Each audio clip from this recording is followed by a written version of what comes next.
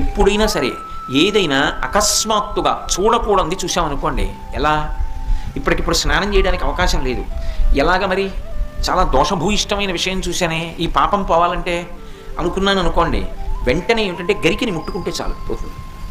తీవ్రమైనటువంటి పీడకలు వచ్చిందనుకోండి, ఆ పీడకల పరిహారం అవ్వాలనుకోండి ఏ అభిషేకమో చేయించుకోవాలి.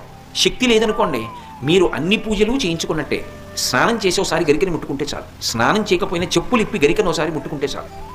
అందుకే శతమూలా శతాంకురా సర్వగం హరతు మే పాపం దుర్వాదు స్వప్ననాశిని.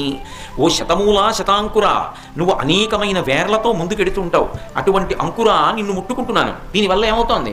సర్వగం హరతు మే పాపం, నా పాపములన్నీ పోతున్నాయి. దుస్వప్ననాశిని, దుస్వప్నములు పీడకల యొక్క ఫలితము పోతోంది. అటువంటి గరిక విఘ్నేశ్వరుడి పాదముల మీద వేసి తీసి కళ్ళకద్దుకుని తల మీద పెట్టుకున్నారనుకోండి, విఘ్నములన్నింటినీ కూడా తీసేస్తారు.